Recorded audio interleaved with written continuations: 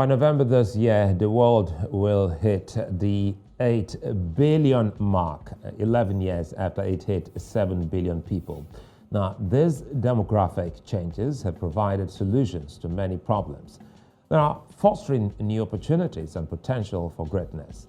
In Africa, where there are about 1.42 billion people, the population is becoming the continent's greatest strength and its weakest point.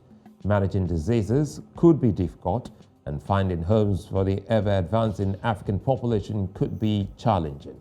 The provision of jobs is now a Herculean task for many governments in the face of the rising population, and their lack of data has made it twice as hard to make an impact. Now, despite these adjoining challenges that come with a population rise, the African people are a big market to sustain African growth, ideas and products. But there's more to be put in place if that will ever happen. Welcome to VSA. I'm Sulaiman.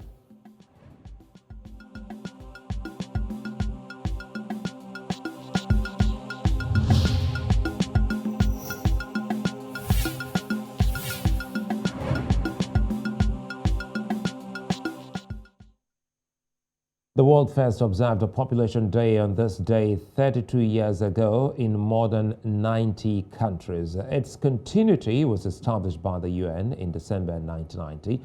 The day has been set aside to stress the importance of population issues in the world, but the focus is on Africa today. The theme for this year's Population Day is a world of 8 billion people towards a resilient future for all, harnessing opportunities and ensuring rights and choices for all. Africa is one of the world's biggest continents in landmass and population. It is probably the most blessed continent in the world, but also has the world's poorest people. Like every other part of the world, Africa's population is growing geometrically, but its resources are not as available. Most governments don't know their exact populations and struggle to provide for their people. There are improvements in the quality of life lived on the continent relative to what it was in the past, but the issue of availability of resources is still important. The focus should remain on people, their growth and development, and how to make the most of these huge numbers. Joining me to unpack this is Dr. Boniface Chizea. He's an economist based in Lagos, Nigeria, and Serai Rakgoasi. He's a demographer and senior lecturer at the Department of Population Studies at the University of Botswana. Gentlemen, thank you for being with us here on VSA. And let's quickly start with you, Dr. Chizea. You know, Africa will hit 1.42 billion people by November. What does this mean to the continent? Is it an advantage or a disadvantage? Well, if you ask me, it's more likely to be a disadvantage, because expansion in resources and so on is not matching up. It's not keeping to the explosion in population. Of course, if you look at population and look at it on its own, you want to say that, yes, like you said earlier in your introduction, you probably will conclude that, it gives you a large market. But I think that when you now look at the downsides, population is growing, resources are not expanding. And so you find that you're having issues, so you have land mass not expanding, you have, President Obama for a long time, spent time talking about climate change. And essentially what's causing climate change is the depletion of the ozone layer. So it's been depleted, so you're having water levels are rising, and you're having deforestations and so on, having issues everywhere. Climate is changing, and we have a dilemma. So I think that if you ask me, I think that we should focus more and try to make sure that we manage the rate of population growth. That's my perspective on the matter. It's going to be easier because we cannot expand the resources at the rate, in my opinion, at the rate at which population is growing, particularly in our continent. Let's see if Daniel also share in your worry, talking about, the growth which hasn't actually been matched by the resources on the continent. Daniel, many countries don't have factual data of their populations. I don't know if that obtains in Botswana, but in Nigeria, a lot of times people hazard a guess as to how many Nigeria, I'm talking about the number of Nigerians we now have, and let us in about the populations and if they are underestimating some of these numbers across the continent. Thank you for the questions, and it's an honor to be here. Yes, the question of censuses, I think that is what the question is really about, knowing how many people are there. I think it's a very critical undertaking for any country to have adequate census data that allows for planning, because censuses in most countries are a constitutional requirement, but they're also a very critical ingredient into the planning process. And I know that in Southern Africa, for example, there's been an effort for countries to have censuses every year that ends with a 1, like 2001, 2011, 2021. So in as far as Botswana is concerned, I think I can only talk maybe about Botswana and maybe expound a little bit to Southern Africa. For some time, Botswana was one of the fastest growing economies. I mean, this is documented around the 80s into the early 90s. And when you ask exactly how many people we have and how to plan for those people in terms of different demographics. But we know that in Africa, having such data is quite a struggle. And that's why I think even at the OAU or at the AU and even the UN, there's this concerted effort to help governments to be able to document their populations, because it's really a very key ingredient. How do you plan and share resources for a population that you don't really know the numbers of? So it's a very big disadvantage for those countries that have struggled and maybe even continue to struggle because of the challenges posed by COVID and declining economies. So Daniel, I think what Daniel has painted is almost tallying with the fear of Dr. Boniface here, because his worry is on population explosion. But quickly here, help us here, Dr. Chizea. Has Africa as a continent been making progress in the management of its population? Well, I don't think so. I don't think that has been any deliberate policy, in terms of trying to manage the population. And what tends to happen is that the downsides of poverty is that, with the poor, their pastime is to make children. So we have that issue. There was a time in this country when the area of the Bangida, they tried to say, 1 woman, 4 children, and so on. They tried to put that, and it was turned into a joke. So, but I think that what you need to do is to bring in development, bring in enlightenment, because the enlightened person realizes that he has to have children to the extent that he's able to give them quality education, quality living, quality life, and so on and so forth. So he's constrained. He's not going to, but the guy that works in the farm, so he just thinks about farm hands and so on. I think that the larger the population, the more hands you have, to go to the farms and so on and so forth. So that's the issue. So it all keys in into overall development of the continent. And I think that we can say, without any fear of contradiction, that development has not kept pace in the African continent. Well, before we go to Daniel, let us in on what you think may be hindering why Nigeria hasn't conducted a census.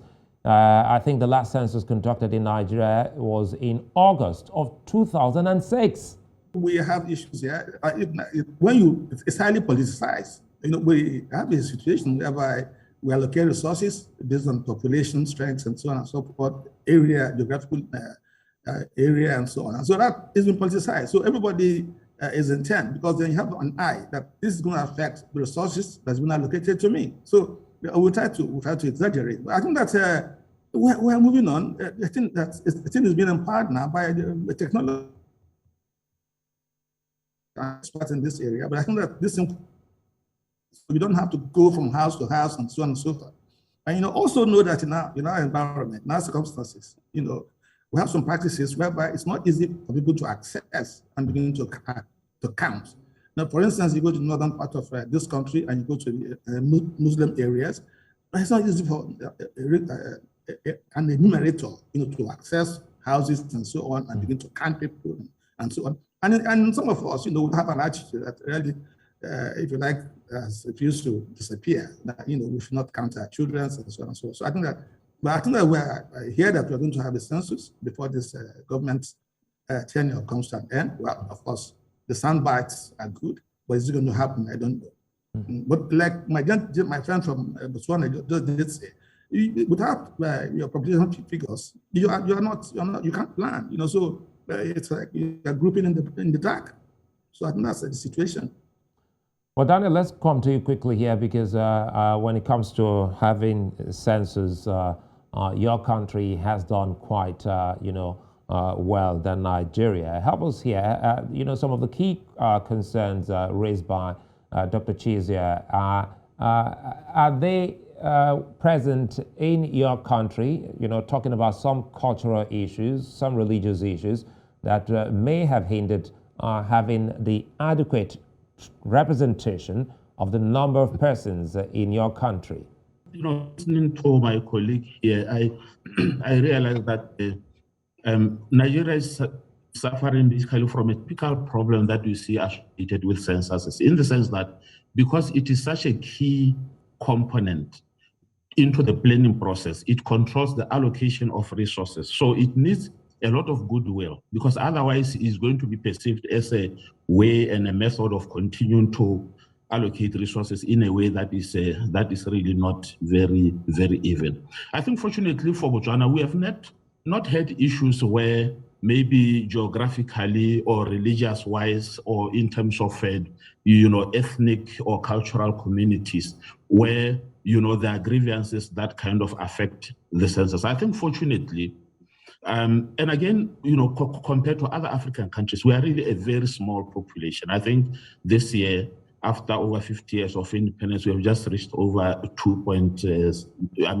million people. I think we reached in the last census. So, but in terms of anything that would affect the conduct of the census, we have not really had that, except recently, when sometimes because of a lot of activism among certain communities, especially communities that have traditionally been marginalized. This is the only time during the last censuses where you get a kind of standoff where people say, unless you do 1, 2, 3 for me, we are not going to allow ourselves to be counted. But this has not really been a major problem and has not been shown to have affected our censuses, because I think it's been very easy to counter those arguments, to show the people that they actually, even with the grievances they may have, they need a census, because a census is the only way to know, how to allocate your resources. And Chizea, Chizea, let's bring you back in, because off the top of my head, I think it's almost making a big sense, looking at how some countries on the continent are groping in the dark because of the absence of adequate numbers. So it becomes almost impossible for any country to plan, Nigeria inclusive. Now, Africa has the world's biggest population in the world after Asia. How can the continent make it count? Have you seen enough moves being made? Well, I think that there's so many things you can do in Africa that you don't have to depend on population to get this going. If you take Nigeria, for instance, we have our infrastructure is not what it should be. So you have a situation where you don't have power supply, it's not reliable, and you have diesel inflation is coming out of COVID pandemic and so on, and we're still struggling to find our feet in terms of growth. And so the prices are very high, exchange rate is a problem, and so on. So I think there are many issues that would drive the economy rather than population. Population is important, but let's even have an enabling environment. Let's have roads, good roads. Let's have water supply. Let's have constant electricity. Let's even manage insurrection. So even insurrection is driving away everybody. So you see, yes, it's good for us to have figures, but I think that there are so many things we can do. That if you like, call them low-hanging fruits that we should be able to attend to. And if we do that, then this prosperity will be shared. Development will be fastened, and so on and so forth. So yes, for us, knowing our head count, I mean, it's okay. Botswana has a 2.7 billion. Nigeria has a 216. You know, the last count I saw. And so, you know, so we're not comparable. And certainly it's easier. I'm not trying to make excuses. It's easier to count when you're talking of 2 million. It's easier to count them. And you probably count them where you have a culture that is already been entrenched. You know, so you do it yearly and so on. So the procedures are there. It's just, you just add them. But in Nigeria, you're talking of 216, and most of that is generated, you know, what I just added on, like I said earlier, because, you know, some sharing resources, which is one of the problems we've had, and I think that we had this election and begin to correct it, is that, you know, we concentrate on sharing on a shrinking pie. Now we begin to look at production. So let's get ourselves productive. So yes, I agree, population figures are important, but I think that for this economy, for us to grow, you know, we have lots of challenges that we need to attend to. And if we don't do it, you know, the population of the disadvantaged, those who can make ends meet, you know, those of us who are fairly comfortable, we're in trouble. So I think that, so I want to put it in context. So yes, it's good to have population figures, but we have too many challenges in the environment that for me, you know, it doesn't rank, you know, at the very top of my, if I want to prioritize. Well, Daniel, you know, do you think Africa should be thinking of controlling its population? Now, we'll come back to planning. Recall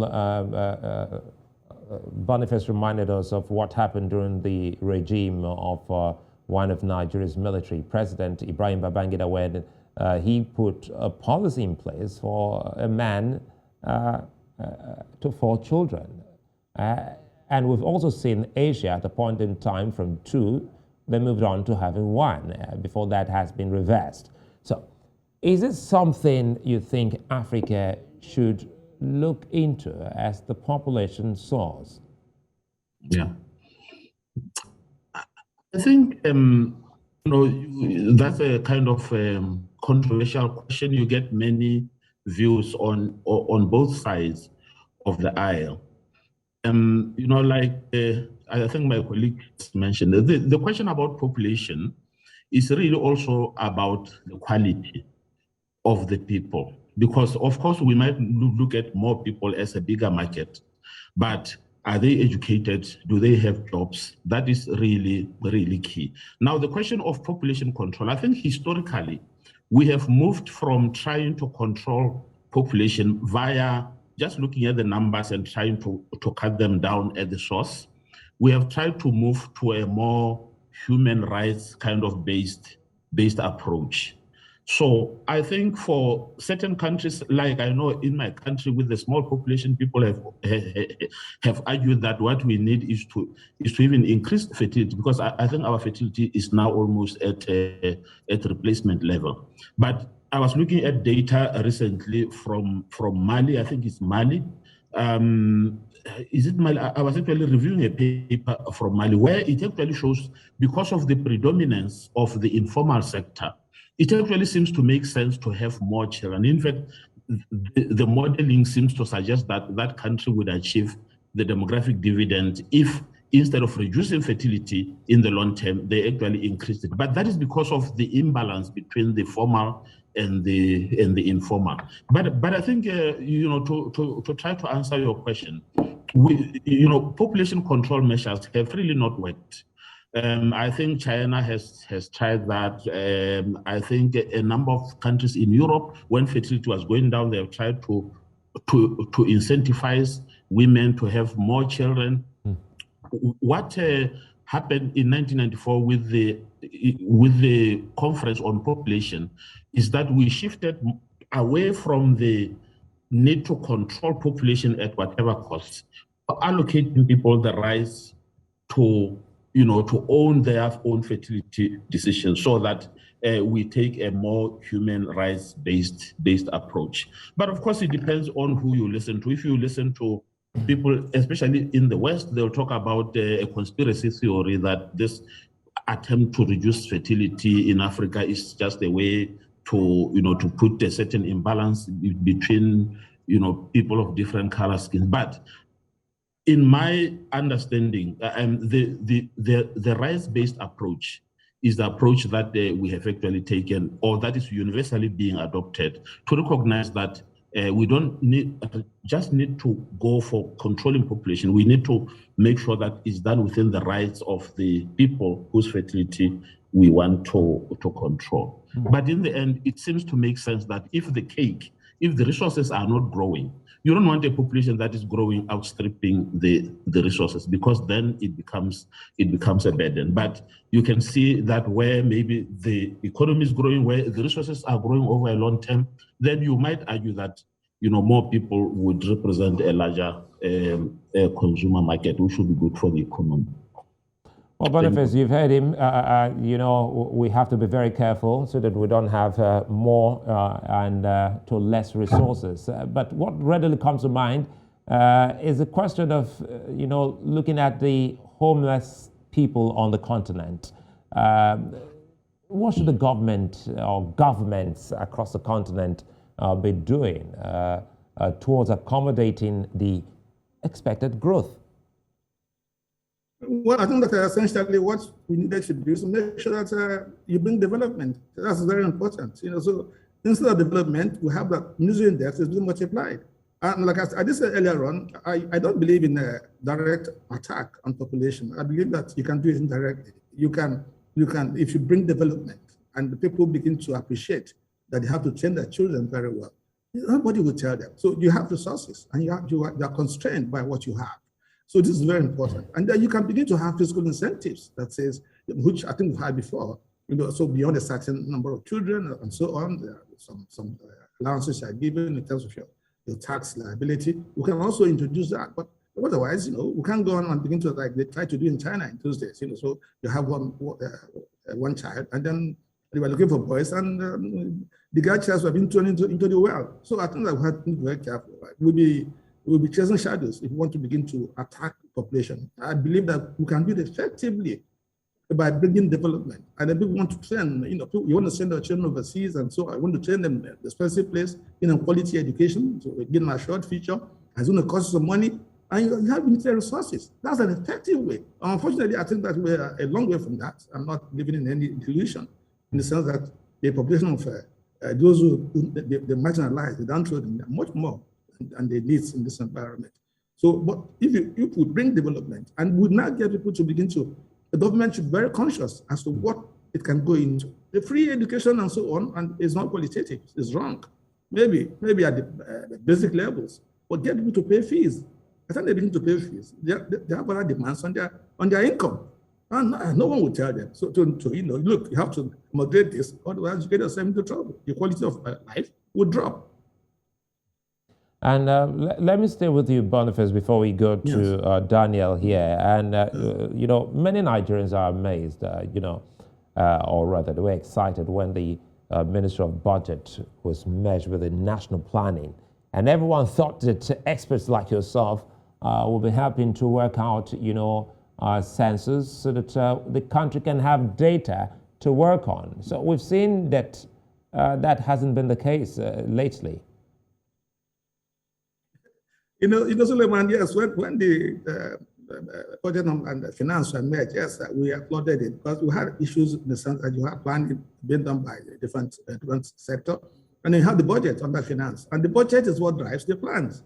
And so you had issues. So so the guy that's doing the budget, yearly budget, is not taking the message being sent by the person that's doing the planning. So we had issues. We did that, so we applauded it.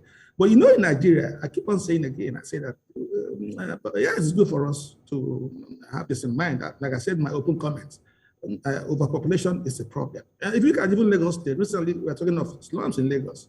And they've come to explain to say that it's because of the people coming from the hinterland. So we have people are migrating to the place and they're putting pressure on the resources. And as they're doing this, so you have urban slums and so on. You have issues everywhere, and it's difficult to keep to offer municipal services, to keep the environment clean and so on. So these are challenges.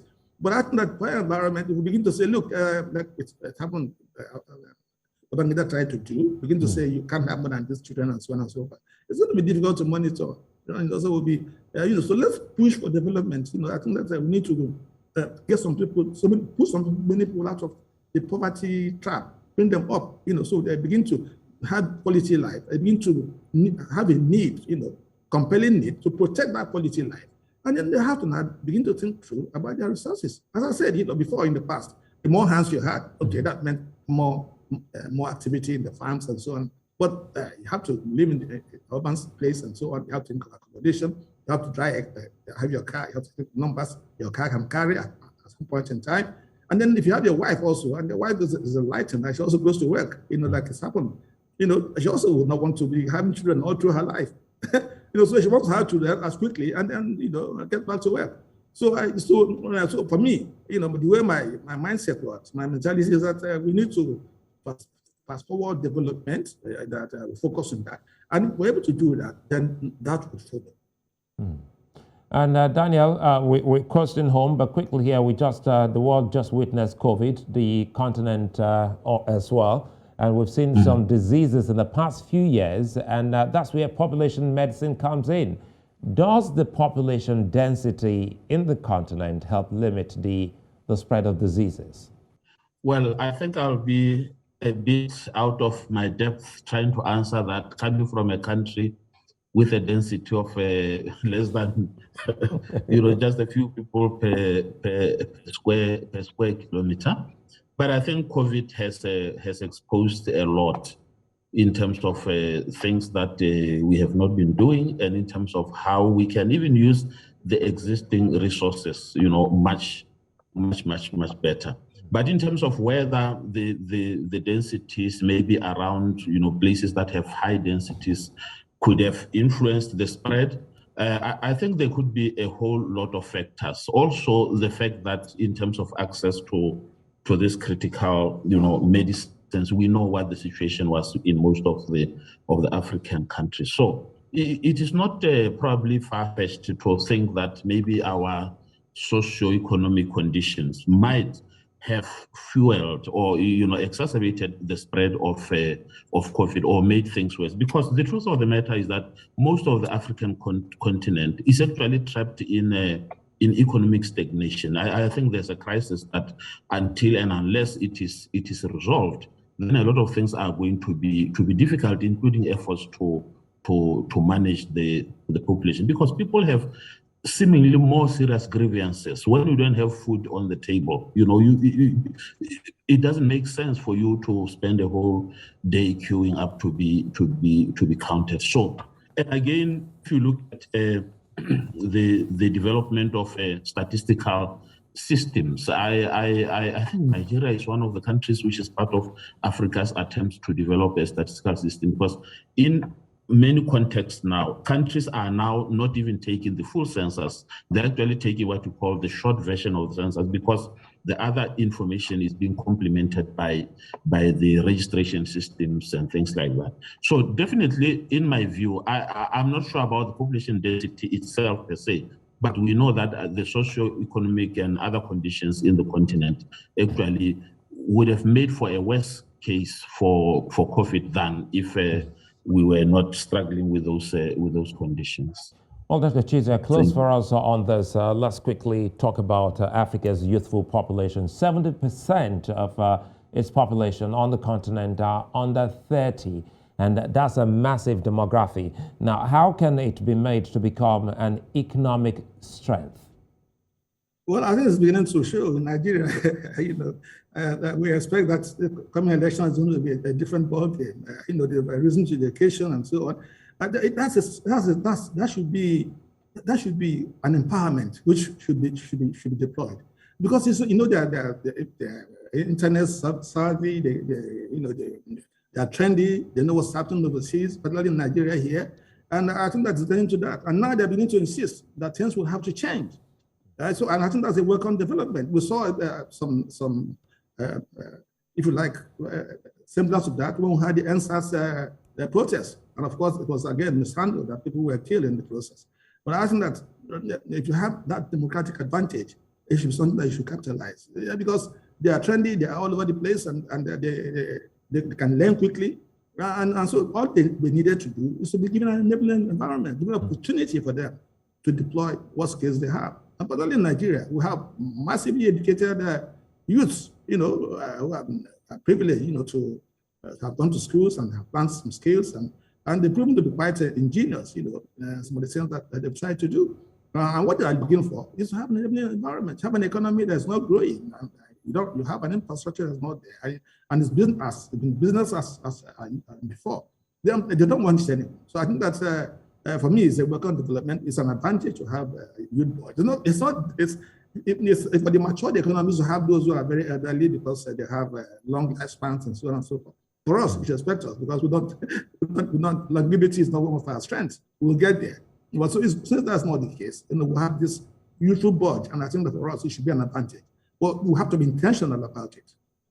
Well, Africa has to be intentional about this. That's a fine place for us to say many thanks for being such nice company, Dr. Boniface Chizea.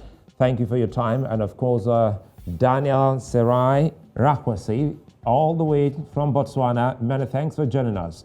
Still to come, eye on the population on the continent and how governments across the continent can put resources together to match its numbers.